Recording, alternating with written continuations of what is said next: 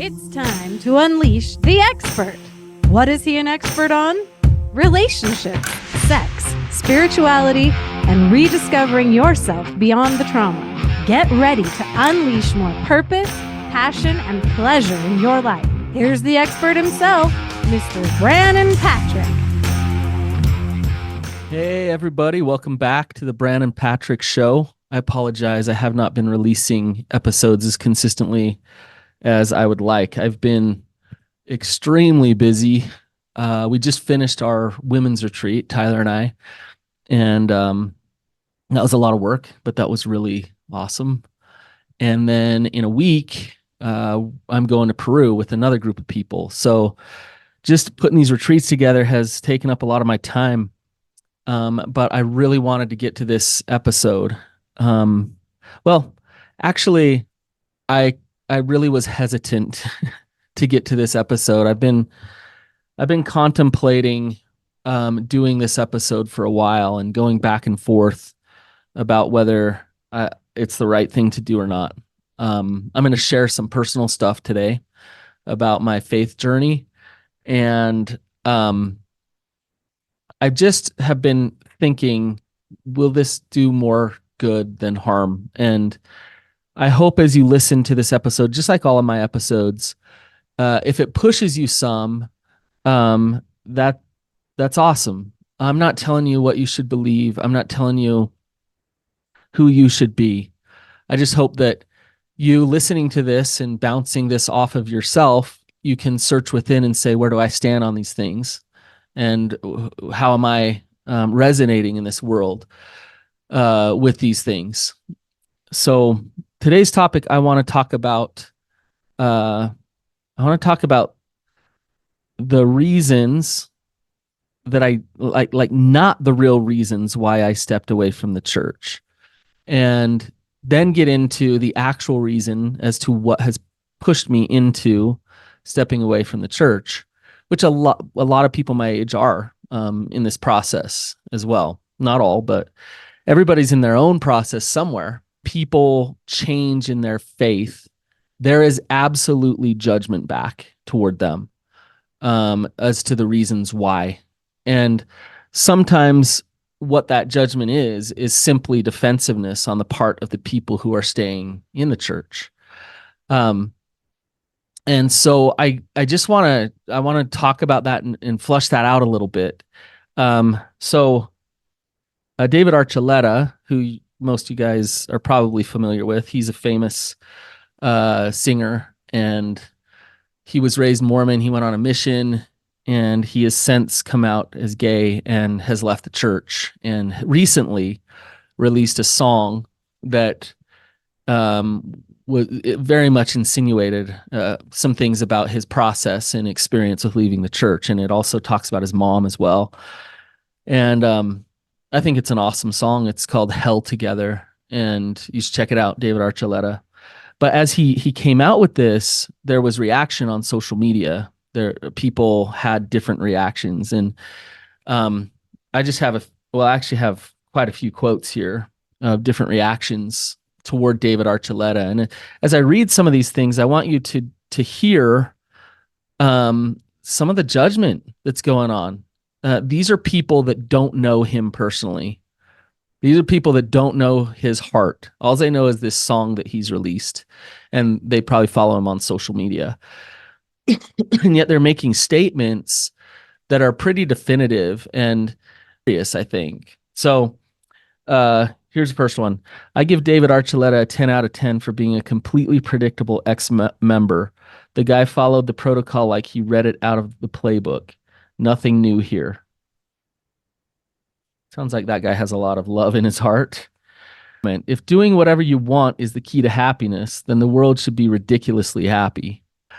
In that one, I'm hearing a lot of assumption about what he thinks David Archuleta is doing and what he thinks David Archuleta believes in. That he thinks that he believes in just going out and doing whatever the heck he wants.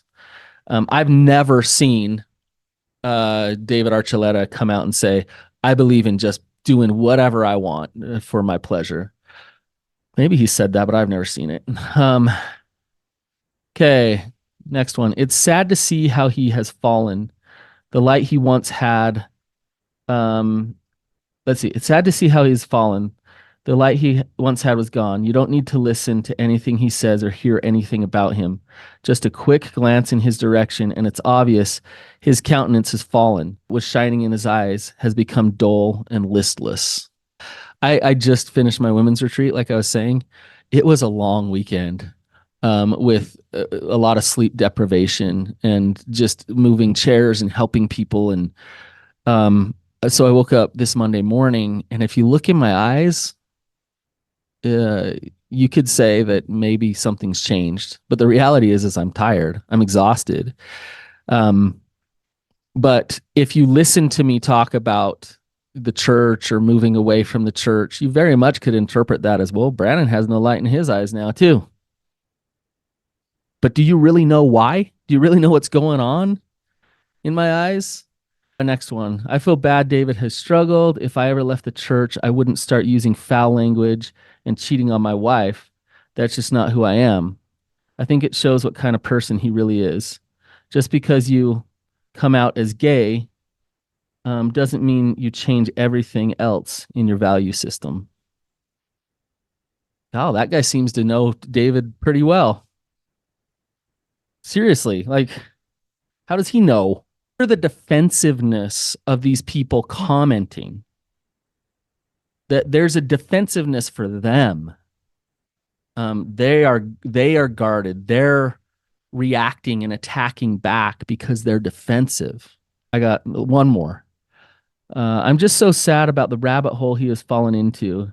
His latest choices of open rebellion, self-degradation, devolving into self-absorbed advocacy of all things base, refined, and destructive is shockingly sad. We've lost a beloved soul who once exuded the light and love of God. Like the full of the angel of light who likewise followed the passion to love himself more than God. Like the fall of the angel of light. Likewise followed the passion to love himself more than God. Holy cow. That is like really taking a leap as to knowing David Archuleta's heart. This is just David Archuleta is an example of what happens when somebody walks away from the church. It's just there to see. You can see the judgments. And when somebody is in their process and things go on around them of this judgment, they understand. They know it's there. And really one of the most courageous things to do is to continue on in their faith journey despite all of these people's opinions. To know where somebody actually is, then you'll want to understand their heart. If you judge and make assumptions about where they're at, then that is a reflection back on you. Really want to know, then you'll show up with love. You are uncomfortable because of somebody's changes in their belief systems. Like I said, that's a reflection on you, and it's bringing up some kind of fear, some kind of defensiveness. I don't know David Archuleta's heart. Maybe he is all the things those people said. I'm just saying those people don't actually know. I don't believe he's the things those people said. To believe what you will without judgment should be extended to everybody. It should be extended to believers who choose to stay in and choose to worship the way that they want to worship. I shouldn't judge them for continuing to stay. I shouldn't judge them and think that I know all of the reasons why they do that. They've had life experiences that I don't know about, that I don't understand. I shouldn't think they're stupid and, out of touch or whatever. I shouldn't think like, I don't know. And I would say, go worship, believe, do whatever feels in your integrity and brings peace to your heart. Going in an opposite direction than you, That's the direction I need to go in. And it doesn't mean that's the direction that you have to come to with me. The principle works on both sides of the coin. I should love and know people's hearts, no matter if they're stage 3 believers or complete apostates. Why? Who are they? What's their pain? How can I have compassion for them and understanding? If you have a strong reaction and you attack back, and you can do it explicitly like these people did. I mean, it's very passive aggressive. They're out there. But you can also just do it energetically and energy to people in these attacking, judgmental ways. And my suggestion is that is a reflection on you, and it is affecting you. You know, instead of continuing to judge and attack and get defensive, maybe it's maybe this person pushing you because of their change in beliefs is an opportunity for you to really look at, why are you so guarded and defensive? That they're going to judge you? I don't know. About some things that I think I've been accused of in the past. And I just want to address some things. I have been accused, and I think a lot of times people get accused, and in general, this happens, of stepping away from the church because I don't want to be righteous. That I want to drink coffee or alcohol or go golfing and skiing on Sundays and not pay my tithing and all of these things. That's the reason why, because I want to go sow my wild oats and live wild and free and do whatever the heck I want. And you could hear that in some of these comments toward David Archuleta. That is not the reason why I've stepped away from the church in any way. I do think righteousness, there can be a lot of moral construct there and a lot of shoulds. And I don't believe in that. I don't believe in forceful obedience and moral constructs. So what I'm saying is, maybe the reason is I don't want to be righteous, but I do want to do good in the world.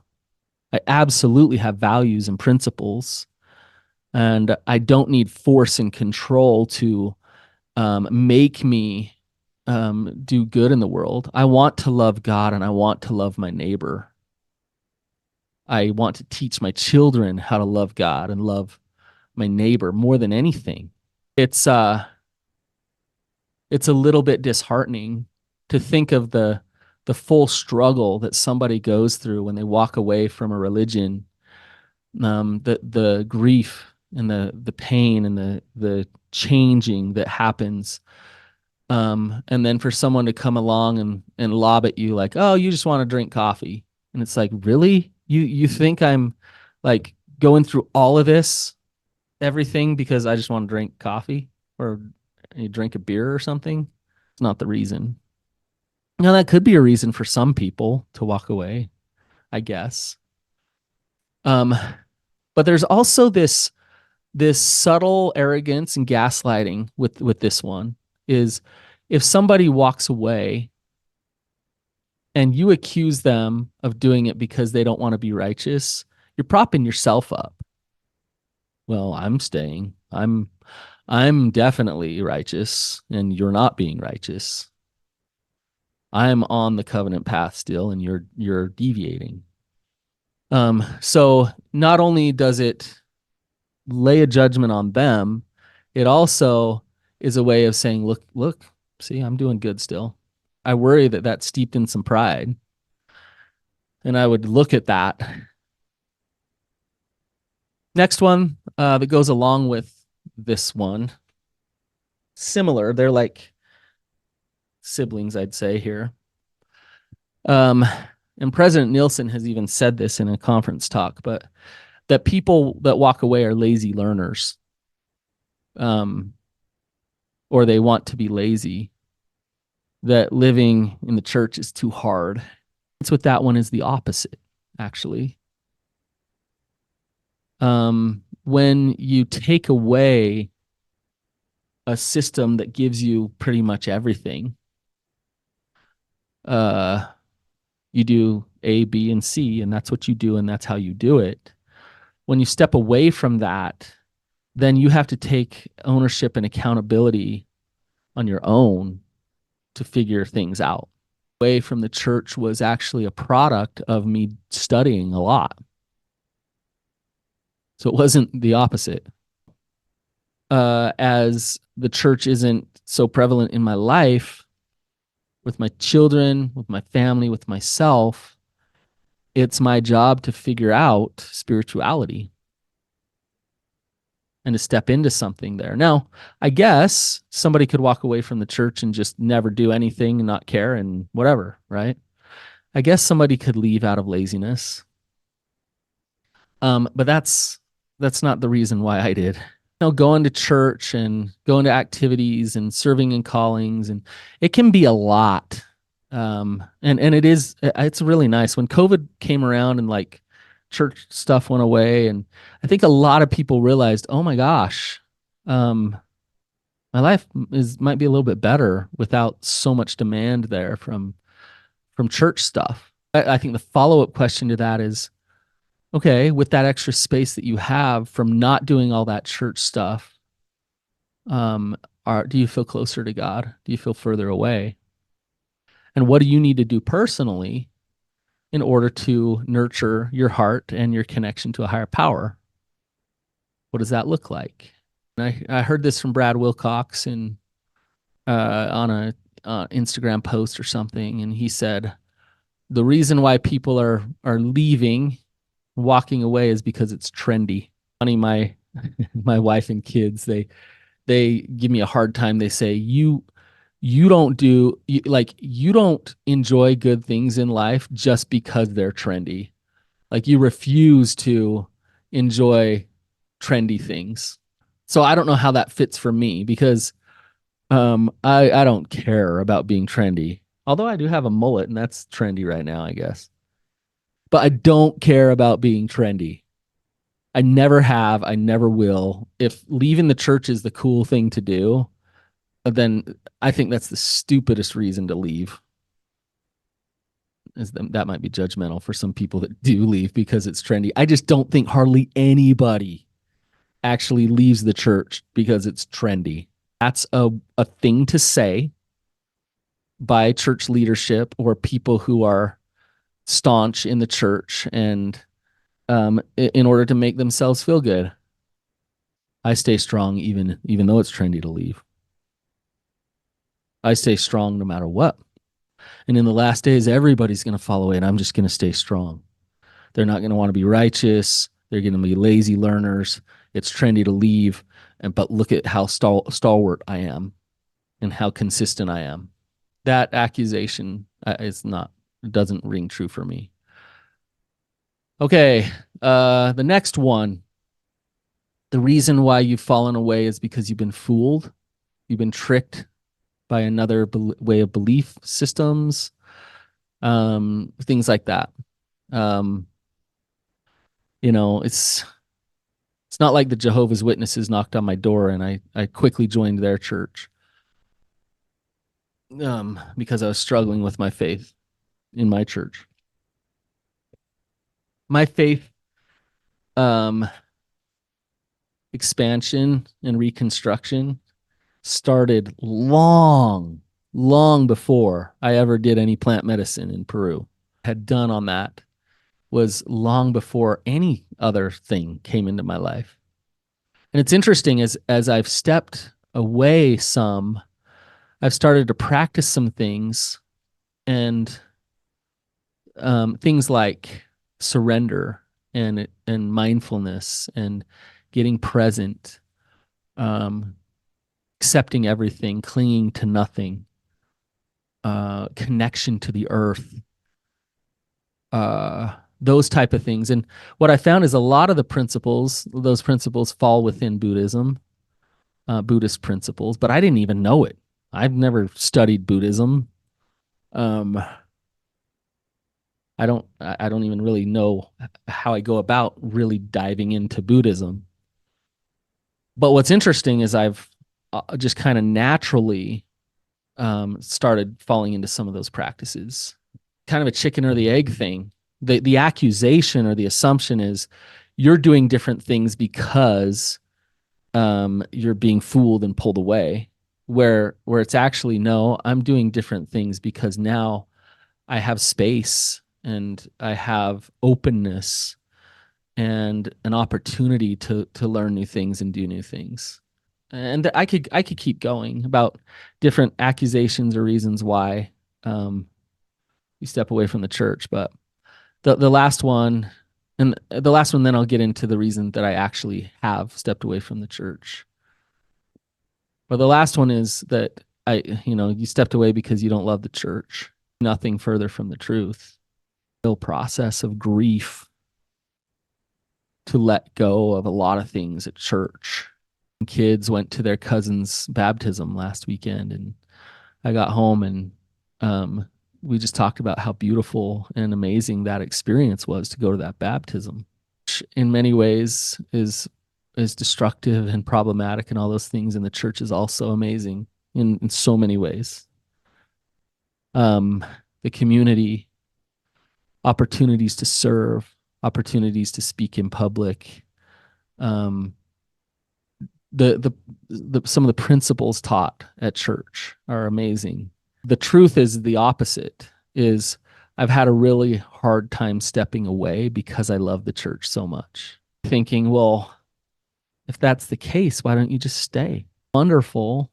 Why don't you just stay? And why? I still want to be a part of the community. I still want to be a part of most of my neighbors are members of the church.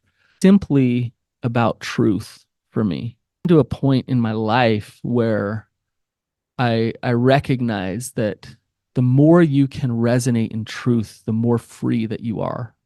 And when I say free, the more your soul is at peace. This reason for stepping away is really hard because a lot of the believers don't want to have this conversation with me.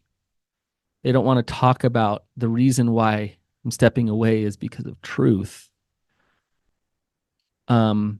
I get shut down. I get told I can't have those conversations. What happens is, in many ways, they go back to all these other reasons and say, well, that's the reason why he's stepping away, this, and that. I want to be in a religion that I have to use denial and mental gymnastics to overcome things, trick myself to figure out how to grapple with things like polygamy and racism and homophobia and discrepancies in history and the way things have gone down in so many different ways. And there's always a way. There's always a way to kind of like, well, it makes sense because of this or that. Or if I jump through this mental gymnastic and then that one and then this one and then that one, then it makes sense. The point where I've really taken a step back and thought, is that God? Is that how God works?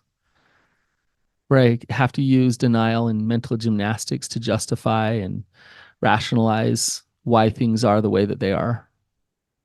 Is that really how God works? Started my faith journey a long time ago was being a therapist and working with individuals day in and day out who go to church and are very rigid and staunch in their beliefs, and seeing a lot of the negative consequences to the rigid belief systems. So in the meantime, I'm going to church and I'm being taught the church brings you happiness. And then I'm going to work and seeing, oh, not totally. For some people, maybe, but for others, it's a system of shame and should. And it causes problems with people emotionally and spiritually. And I know someone would say, well, it's not the church that causes that. It's their reaction to the church or their belief system. And that's not true. The church actually is problematic in some ways. Like, for example, the church's 12-step program for sex addiction was one of the worst put together programs I've ever seen when it first started. It was awful. It was run poorly. They missed so many principles of recovery. They didn't understand what to do. And so people who were going through this big trial in their life. They turn to their bishop, they turn to their church, and they get sent there. And in those meetings, they learned how to shame themselves more, how to disconnect more from God, and how to disconnect more from their partners. One example. I could go on and on. Like, for example, the guy who had major father wounds because his dad was always in high church leadership callings and he didn't even know his dad growing up. But his dad felt like he was doing God's work and the right thing, just at the expense of damaging and wounding his son. Those type of consequences where people are harmed emotionally and spiritually by the church actually isn't the main reason why I'm stepping away, because I see the good too. I see, like I said, that the church actually helps. The community helps a lot of people, and mental health issues are better in some ways with people who attend church regularly, and they're worse in other ways. But the actual reason is about truth. It's about, is this true or not? If I'm dedicating my life to this, I'm raising my children in this, then it better be true. And if I get to the point, and I did this for a long, long time, and if I get to the point where I say, well, it doesn't really matter whether it's true or not, it works for me, for my family. And so like, I'm just gonna, use the mental gymnastics to overcome things or avoid certain things and just keep going because I don't want to face whether or not it's true or not. Then what I'm doing is figuring out a way to let go of my truths, my integrity, and deceive myself so that I can continue along the way. I do not want to